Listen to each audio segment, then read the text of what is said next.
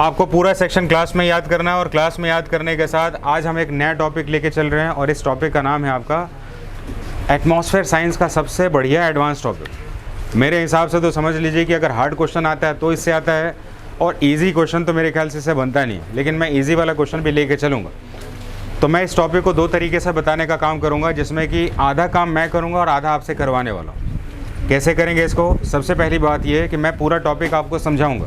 सभी लोग यहाँ पर ध्यान दें, कुछ भी नहीं लिखें। सबसे पहले पूरा टॉपिक मैं समझा देता हूँ आपको, और समझाने के बाद मैंने आपके लिए बनाया है कुछ MCQ। MCQ मतलब, और मैं आपसे पूछूंगा आपको किसी को भी खड़ा करके, और जो पूरा मैंने बता दिया उसी में से क्वेश्चन होगा। तो अब आपको जो है ध्यान से सुनना है ताकि आपको पूरा क्लास समझ में आ जाए, और फिर जब लिखाएंगे तो आपको ये भारी नहीं लगे। मेरी बात क्लियर है? हाँ कि नहीं? तो सबसे पहले धरती को हम बना लेते हैं। धरती गोल है इसमें, और गोल होने पर जो है हमारे पास कुछ तो ऐसा चीज़ है जो कि हम कंफर्म होकर बता सकें कि 0 डिग्री का एक लाइन बनता है, जिसको हम क्या कहते हैं? इक्वेटर कहते हैं। इक्वेटर पर गर्मी ज़्यादा होने से यहाँ का हवा जो है ऊपर की ओर उड़ जाता है, और फिर ये हवा कहाँ पर बैठ जाता है? कहीं और जाके बगल में बैठ जाता है। और पहले हवा पहले वहाँ पर भी था, और ये भी हवा बैठ गया, तो फिर ये हो गया हाई प्रेशर। High pressure. और ये क्या हो गया? Low pressure. हाई प्रेशर और लो प्रेशर का चक्कर जो है इस धरती पर जो है ना, उसने बहुत सारे क्वेश्चंस को जन्म दे दिया। इधर देखो, इधर विपिन तिवारी, इधर देखिए, लिखना बाद में आपको। तो सबसे पहले जो है पूरी धरती को देखना है, और धरती के ऊपर हवा चलती क्यों है ये समझना है। धरती के ऊपर हवा चलने का सबसे बड़ा फैक्टर होता है प्रेशर। प्रेशर ग्रेडियंट का प्रॉब्लम होता है। जिस जगह प्रेशर हाई रहता है वो हमेशा कहाँ जाना चाहता है? लो की तरफ। यकीन ना हो तो आपके हाथ में अगर पेन सुई से निडल से कोई छेद कर दे तो ब्लड बाहर आ जाएगा, क्योंकि शरीर के अंदर का ब्लड का प्रेशर ज़्यादा है और बाहर प्रेशर कम है, तो बाहर आ जाएगा। सही बात है कि नहीं? तो हमें इस बात का ध्यान रखना है। आप कहेंगे सुई क्यों चुभा दिया? सुई चुभाने वाला एक्सपीरियंस आपके पास होगा, डॉक्टर ने लगा दिया होगा। तो एटमॉस्फेयर का हवा तो हमें दिख नहीं रहा है ना, इसमें कुछ जो दिख रहा है वो तो पता चले। एक काम करते हैं, बैलून में हवा डाल दिया, और बैलून में हवा डालने के बाद अब उसमें हमने पिन मार दिया तो हवा बाहर निकल जाएगा। तो अंदर का हवा प्रेशर के साथ है, बाहर ठंडा है, तो ऐसे ही रहेगा इसमें। तो इस तरीके से प्रेशर के डिफरेंसेस से हमारे धरती पर कुछ जो है विंड्स का फॉर्मेशन होता है, और विंड्स के फॉर्मेशन के सेक्शन को हम अब बहुत हद तक ईजिली समझ चुके हैं। विंड के इस फॉर्मेट को समझने के बाद अब हमारा टॉपिक जो स्टार्ट होगा, उस टॉपिक का नाम है आपका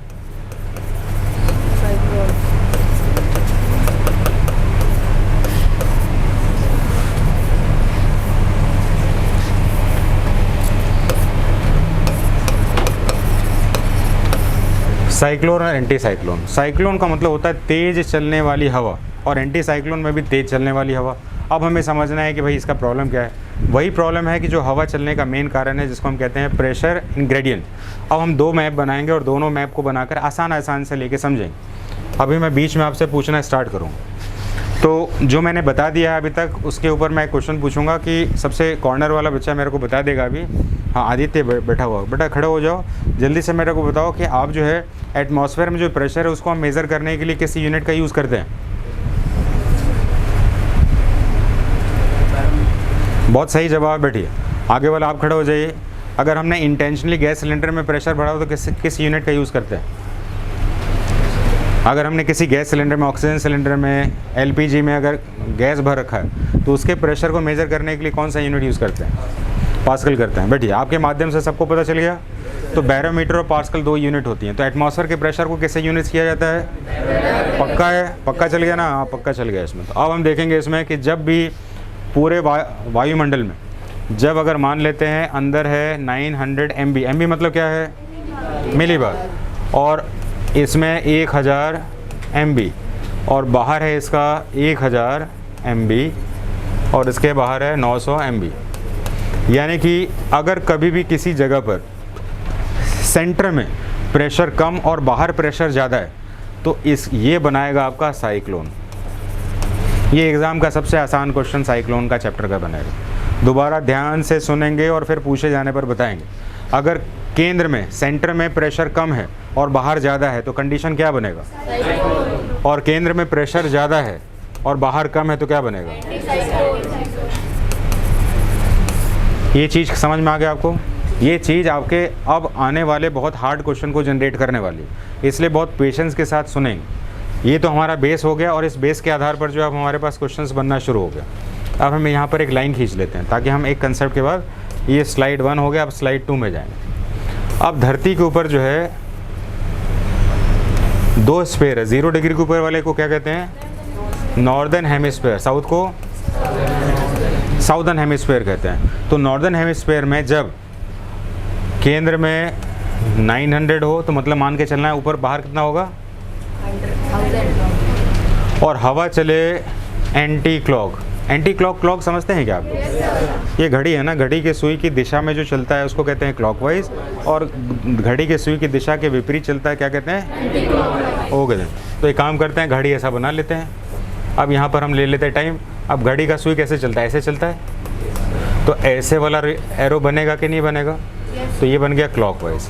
और मान लीजिए अगर ये उल्टा चलेगा तो क्या होगा? तो एंटी क्लॉक को रेड कर देते हैं ना, रेड से कर देते हैं। तो हमें ध्यान रखना है ये क्वेश्चन का जनरेशन यहाँ से धीरे धीरे स्टीप पर ऊपर चढ़ेगा, इसलिए सभी लोग मोबाइल देखने वाले विद्यार्थी जो है इस बात का ध्यान रखें कि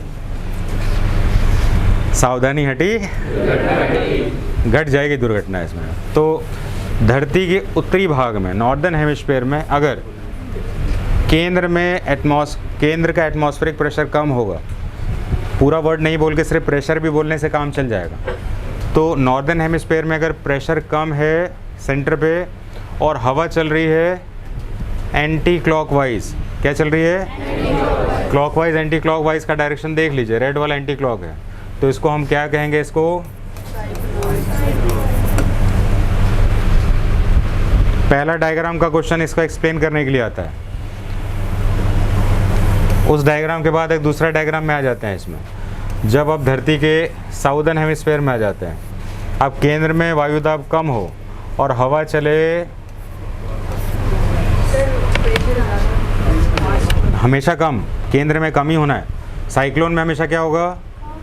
साइक्लोन में हमेशा कम होगा। तो अभी हमने उत्तर में बात किया था ना, अब कहाँ बात कर रहे हैं? साउथ में बात कर रहे हैं। तो नॉर्थ में जो वाइट वाला बनाया है वो साइक्लोन ही बना आपका, लेकिन एंटी साइक्लोन जो है रेड के साथ बनाया मैंने। तो आप देखिए केंद्र का प्रेशर क्या है? कम है। बाहर का प्रेशर और हवा कैसे चल रही है? तो ये हो गया साइक्लोन। तो 3 डायग्राम साइक्लोन के बनते हैं। 3 डायग्राम साइक्लोन के बनते हैं। सबसे पहला सेंटर पर प्रेशर कम होना और बाहर प्रेशर ज़्यादा होना। तो पहला डायग्राम अगर क्लियर है तो बोले यस, डाउट है तो बोले नो। डाउट है क्या किसी को? ओके, तो पहला वाला क्लियर हो गया इमेज। 6 इमेज पढ़ने होते हैं इसमें, तो पहला इमेज क्लियर हो गया। अब हम आ जाते हैं, क्योंकि धरती जो है पूरी गोल तो है, लेकिन धरती का नॉर्दर्न हेमिस्फीयर साउदर्न हेमिस्फीयर अलग अलग बिहेव करता है हवा को चलाने के लिए। विंड्स में पढ़े थे कि नहीं पढ़े थे लोग? हवा राइट घूमती है, कभी लेफ्ट घूमती है, ऐसा करके। तो पूरे धरती पर अगर केंद्र में हवा अगर प्रेशर अगर कम होगा तो इसका नाम है साइक्लोन। ये 100% ईजी क्वेश्चन में जाना जाता है। अगर कहीं पर एयर का प्रेशर सेंटर पे कम है तो क्या बनेगा? आंख बंद करके जवाब देना है। लो प्रेशर क्या बनाता है और हाई प्रेशर क्या बनाता है? ये 2 डायग्राम आपके दिमाग में तो होना ही होना चाहिए। अब हम लोग साइक्लोन को एक्सप्लेन करेंगे एग्जाम के लिए। तो क्योंकि धरती को कितने भागों में बांटा हमने? Northern hemisphere southern hemisphere. तो नॉर्थ में अब देख लेते हैं नॉर्थ में इस हवा का कैरेक्टर कैसा है। नॉर्थ में हवा जो है लो प्रेशर तो रहेगा, तो हमने पढ़ ही लिया, इसको 12 में पढ़ने का क्या फ़ायदा। अब यह हवा जो है एंटी क्लॉक घूमता है। नॉर्दर्न हेमिस्फीयर में कैसा घूमता है? एंटी क्लॉक घूमता है, तो साइक्लोन कहते हैं। लेकिन साउदर्न हेमिस्फीयर में कैसा घूमता है? तब इसको साइक्लोन कहते हैं। ठीक है, तो अब हम लोग पहले लिखना स्टार्ट कर दें, ना कुछ लोग जो है भूल जाएंगे। हाँ हाँ, बोलिए बोलिए, जल्दी बोलिए। सर यहाँ पे सर प्रेशर सेंटर में 900 है, तो यहाँ पे 1000 MV है। बाहर है ना ये सर एंटी साउदर्न हेमिस्फीयर। तो ठीक तो है, अंदर केंद्र में ज़्यादा है तभी तो एंटी साइक्लोन है। सर पूरा डायग्राम में सर साइक्लोन है ना ये साइक्लोन नॉर्थ में है, ये साइक्लोन साउथ में। आपका दिमाग, मैंने कहा ना डिजिटल वाले स्टूडेंट लोग सावधान हो जाएं। देखिए ऐसा है, धरती को देखिए, ये हवा ऐसे घूमती है, ये हवा ऐसे घूमती है कि नहीं घूमती है? तो हवा एक ही जैसे घूमती है क्या? तो इसलिए नॉर्थ वाला हवा का डायरेक्शन अलग है, साउथ का डायरेक्शन अलग है, तो साइक्लोन एंटी साइक्लोन भी तो अलग होगा ना। सर तो नॉर्दर्न हेमिस्फीयर में साइक्लोन और साउदर्न हेमिस्फीयर में एंटी साइक्लोन। नहीं, अभी हमने एंटी साइक्लोन को टच ही नहीं किया। जब भी आपको अंदर में प्रेशर कम मिले वो सिर्फ और सिर्फ साइक्लोन। आप कह रहे हैं हार्ड क्वेश्चन बताने के लिए, अभी इसी में पूछ रहे हैं। जब भी केंद्र में एटमॉस्फेरिक प्रेशर लो होगा तो क्या बनाएगा? तो बताइए, अभी हमने कहीं पर ज़्यादा बनाया क्या? तो साइक्लोन ही है, बस विंड का डायरेक्शन घूमेगा। अगर ये एंटी क्लॉक होगा तो ऊपर में साइक्लोन, साउथ में होगा तो अभी से कंफ्यूज हो गए, कैसे जाओगे तुम लोग ऐसा? चल लिखना शुरू करो, तुम लोगों के साथ बच्चे वाला खेल खेलना पड़ेगा। सुबह उठते हो ना, कहते हो कुछ भी हो जाए हम कर लेंगे इसमें, कुछ भी हो जाए कर लेंगे। 2 क्वेश्चन आता फट से गिर जाता है इसमें। कितना हाई मोटिवेशन है तुम लोगों का इसमें। हेडिंग बना दीजिए साइक्लोन एंटी साइक्लोन। रेडी हैं आप लोग? ये डायग्राम को सबसे पहले बनाइए।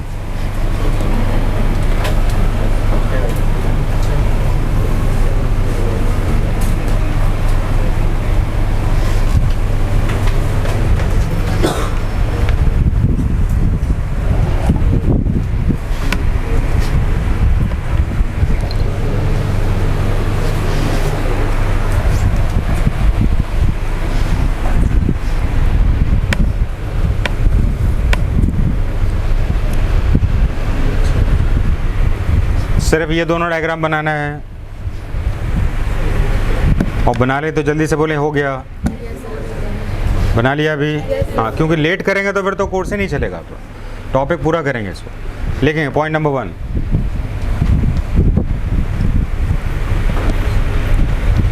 when the speed of wind is high, when the speed of wind is high, then it is known as cyclone और एंटीसाइक्लोन। जब विंड का स्पीड हाई होता है, हाई के साथ एक और भी लिख लीजिए, circular. When the speed of wind is high and circular. Circular मतलब क्या होता है? गोल घूमना।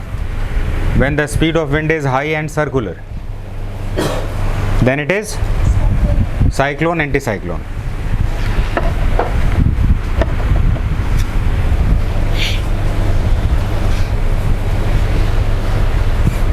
अब हम हेडिंग बनाएंगे सिर्फ साइक्लोन को लेकर। हेडिंग बनाएंगे साइक्लोन। टॉपिक तो हमारा साइक्लोन एंटी साइक्लोन है, लेकिन सबसे पहले हम डिस्क्राइब करेंगे साइक्लोन को। when the pressure remains low at the center, when the pressure remains low at the center,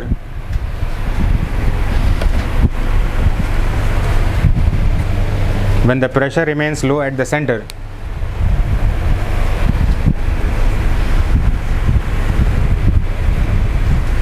as compared to the outer atmospheric pressure, as compared to the outer atmospheric pressure,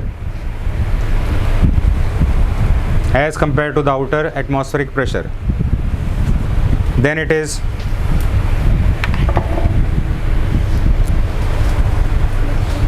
a cyclone। तब ये एक cyclone है।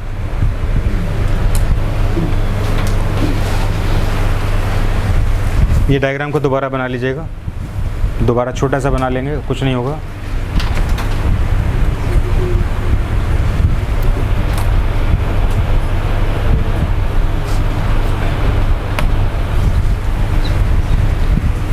ये diagram को, अंदर में pressure कम है और बाहर ज़्यादा है। और नीचे एक छोटा सा नोट लिख लेंगे इसमें, atmospheric pressure is measured with millibar. Atmospheric pressure is measured with millibar. Atmospheric pressure को मिलीबार से मेज़र किया जाता है, और पास्कल से भी किया जाता है, जो मैंने बता दिया आपको। बताया कि नहीं बताया? हाँ, तो इसलिए बाद में ना कहना इसको पास्कल नहीं बताया, पास्कल भी बता दिया। क्या हम लोग ये वाला डायग्राम को कंफर्म करें? अब हम लिखेंगे इस पर 2 डिफरेंट स्ट्रक्चर्स बनते हैं। लिखें, हेडिंग बनाएंगे 2 डिफरेंट स्ट्रक्चर्स ऑफ साइक्लोन, है ना। ये होता है बच्चों वाला क्लास, हाँ, छोटे छोटे चीज़ों को बताना ताकि आप समझ के चले। हालांकि जल्दी भी समझ सकते हैं, एग्ज़ाम के समय जल्दी समझना होता है। क्या लिखें अभी? Two different structure of cyclone, कुछ ऐसा लिखिएगा जो कि आपके फ्रेंड को भी नोट समझ में आ जाए, है ना, थोड़ा सा साफ साफ लिखना है इसमें। तो पहला स्ट्रक्चर कौन सा बना है, ये वाला बनाइए, ये पहला स्ट्रक्चर बना है, सिर्फ ये स्ट्रक्चर बनाना है आपको।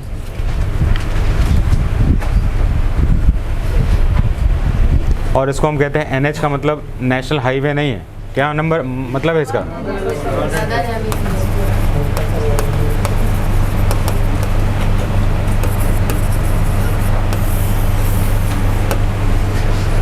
Northern hemisphere.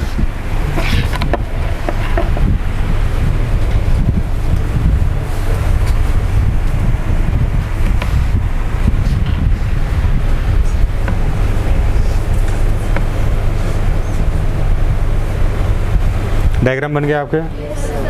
चलिए अब मैं जो बोलने वाला हूँ बहुत ध्यान से सुनिएगा। धरती के नीचे वाले भाग में भी बात नहीं करेंगे, सिर्फ नॉर्दर्न हेमिस्फीयर की बात कर रहे हैं। तो नॉर्दर्न हेमिस्फीयर में अगर सेंटर में प्रेशर कम हो और बाहर ज़्यादा हो तो हवा कैसे चलती है, एंटी क्लॉकवाइज, और उसको साइक्लोन कहा जाए, यही लिखने वाले, ठीक है। लिखिए, व्हेन द प्रेशर रिमेन्स लो, जब भी मैं कहता हूँ प्रेशर रिमेन्स लो तो आपको मान लेना है कि बाहर तेज होगा, है ना, इसको मानना होगा। When the pressure remains low at the centre, when the pressure remains low at the centre, when the pressure remains low at the centre in the northern hemisphere, when the pressure remains low at the center in northern hemisphere and air moves, air को जगह winds भी आ सकता है आपको, and air moves anti clockwise, anti clock का मतलब घड़ी के सुई के विपरीत, and air moves anti clockwise, then it is a cyclone, then it is a cyclone, तभी एक साइक्लोन माना जाता है। क्लियर है आप लोग, ठीक। डायग्राम नंबर 2 लगा दीजिए।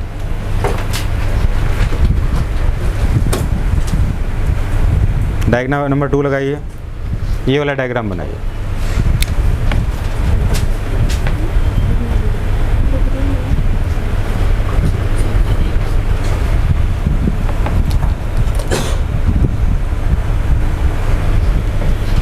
अब इसको कहेंगे साउदर्न।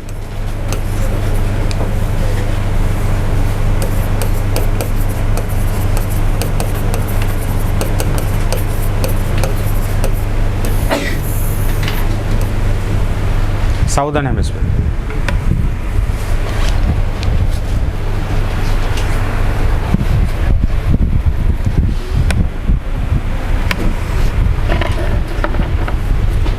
बना लिया इसको।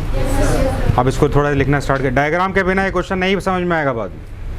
When the pressure remains low, when the pressure remains low at the centre, when the pressure remains low at the centre in the southern hemisphere, when the pressure remains low at the center in southern hemisphere and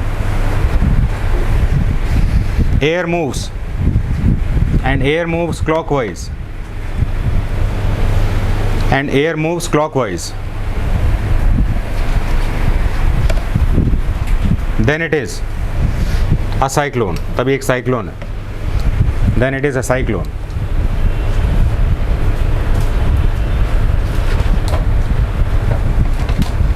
cyclone के 2 conditions बन गए। अब हम बनाएंगे इसमें heading anti cyclone का, anti cyclone का बनाएंगे।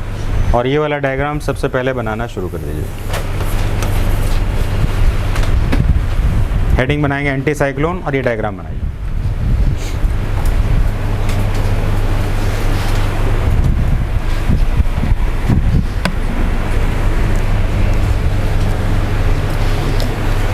आप लोग चाहते हैं इस टॉपिक का हार्ड वाला पार्ट लेके चलें? लग तो नहीं रहा आपको, क्योंकि इसी में आप परेशान हो रहा है, इसी में एकदम ऊपर नीचे हो जाएगा आप। इसमें रेगुलर कंसिस्टेंसी वाला क्लास वाला स्टूडेंट ही समझ पाएगा, है ना, उसको बाकी को तो सिर्फ लिखने का काम करने वाला। तो बहुत ईमानदारी से क्लास को समझना पड़ता है आपको, ना आपने सोच रखा है कि नोट्स लिखने से नोट्स समझ में आ जाता है। ये आपका सबसे आसान टॉपिक है इसका, मैं आपको बता दूं। तो हेडिंग बनाएंगे एंटी साइक्लोन और पहला पॉइंट लिखें when the pressure at the centers, when pressure at the center remains high, when pressure at the center remains high,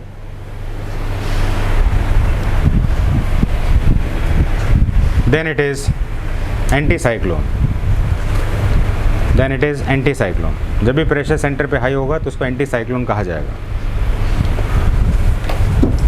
point number next, diagram ज़रूर बना होना चाहिए। अब हेडिंग बना लेंगे इसमें, there are two figures of anticyclone.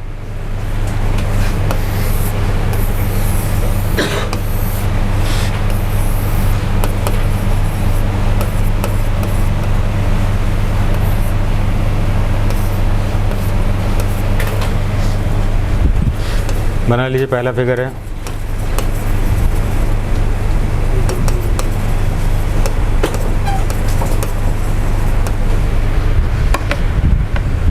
पहला figure, इसको बनाइए। ये सब फिगर बेस्ड क्वेश्चंस रहते हैं आपके।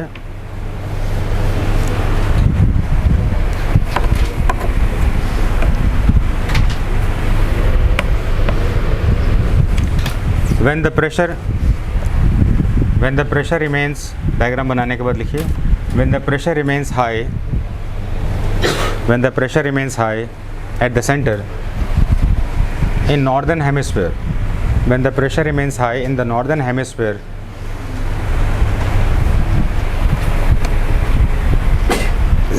when the pressure remains high in the northern hemisphere and air moves clockwise, pressure ज़्यादा रहेगा सेंटर पे और हवा जो है क्लॉकवाइज भी घूमेगा, and air moves clockwise, then it is anticyclone. तो नॉर्दर्न हेमिस्फीयर और साउदर्न हेमिस्फीयर में हवा का पोजीशन अलग अलग दिखेगा आपको। तो ये हमने नॉर्दर्न के बारे में बात किया। दूसरा एक नक्शा बनाएंगे, अब साउदर्न के बारे में बात करेंगे। ये लाइन जो है 0 डिग्री के लिए, जब भी हम केंद्र में 1000 लिखते हैं और बाहर 900 लिखते हैं, यानी कि केंद्र में ज़्यादा प्रेशर जो है आपका है, जिससे कि ये एंटीसाइक्लोन को बनाएगा।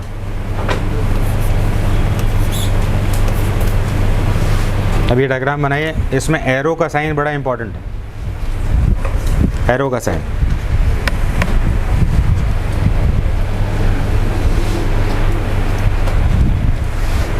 लिखना स्टार्ट करेंगे।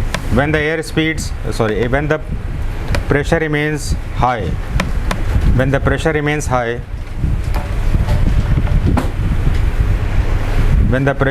high at the center, when the pressure remains high at the center in southern hemisphere, when the pressure remains high in the southern hemisphere and air moves anti-clockwise, then it is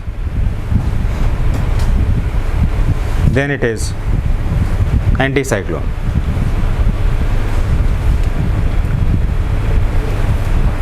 लिख लिया?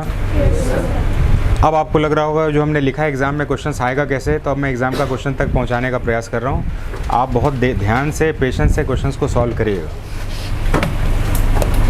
देखते हैं maximum लोग अब पहुंच पाएंगे। पढ़िए question क्या लिखा है।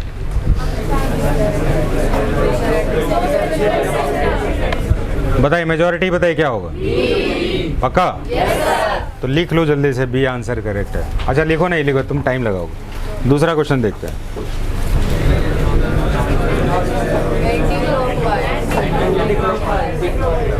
पक्का? कितना पक्का? बहुत सही जवाब है, 110%। देखिए आपको अब पता चल गया हमने जो लिखा है क्यों लिखा है इसको। अब आप यकीन मानिएगा कि कुछ लोग कहते हैं कि सर हम बच्चे को मोबाइल दें कि ना दें। हम कहते हैं मोबाइल दीजिए और उसको कहिए गूगल से क्वेश्चन पढ़ के आया करें। आप जाके अपने गूगल में बोलिए कि विंड से रिलेटेड मेरे को क्वेश्चन दीजिए, आपको इस कंसेप्ट से ज़्यादा क्वेश्चन नहीं मिलेगा। और क्वेश्चन बनेगा तो क्रेडिट मिलता है कि नहीं मिलता है? ये ना कहिए कि हम सेल्फ की मेहनत से पास होगा। अरे कितना मेहनत करना पड़ा इसमें। सबसे पहले तो डिसिप्लिन का प्रेशर के साथ किया है इसमें, तो बनेगा एंटी क्लॉकवाइज। तो अब ज़रा देखते हैं तीसरा क्वेश्चन बना पाते हैं कि नहीं। हाई पक्का? प्रेशर। बिल्कुल सही जवाब है। आ जाते हैं नेक्स्ट क्वेश्चन में।